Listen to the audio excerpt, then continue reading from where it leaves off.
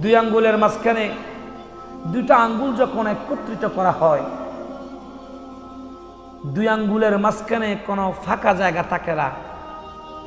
রাসূলুল্লাহ সাল্লাল্লাহু আলাইহি ওয়াসাল্লাম বলেন, দুই আঙ্গুলের মাঝখানে যেরকম ফাঁকা নাই, এতিমের সাথে আমার তেমন সম্পর্ক। এতিমকে যারা বরণ পোষণ করেন, এতিমকে যারা দেখাশোনা করেন, তাদের সাথেও আমার তেমন সম্পর্ক। সুবহানাল্লাহ। আনা ওয়া কাফিলুল ইয়াতীমি ফিল জান্নাতি হাকাযা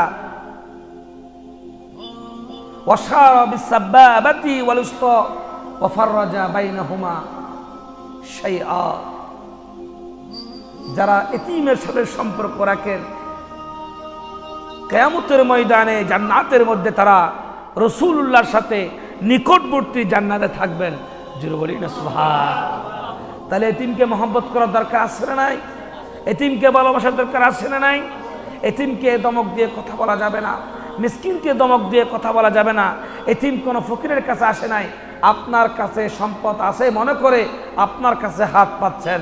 আপনি যদি দিতে না পারেন, সম্পদ দিতে না পারলো, একটু মুখের ভাষা দিয়ে তাকে সন্তুষ্ট করেন। জোরে সুরে বলি সুবহানাল্লাহ।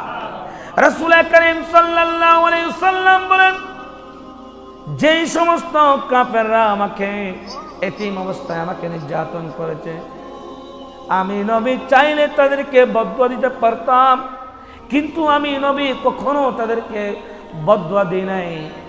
আমি নবী সব সময় আমি যেমন এতিম ছিলাম। আল্লাহর নবী আরো বলেন, মা আয়েশা, আসমা, আমেনা রাদিয়াল্লাহু তাআলা আনহার মাকবারার মধ্যে, কবরের মধ্যে গিয়ে মানুষ যখন নবীকে কষ্ট দিত, মানুষ যখন নবীকে মারত, রক্তাক্ত করত, আল্লাহর নবী কষ্ট সইতে না পেরে নিজের মায়ের কবরের সামনে গিয়ে আল্লাহর নবী বসে পড়ে কান্না করতেন আর আল্লাহর কাছে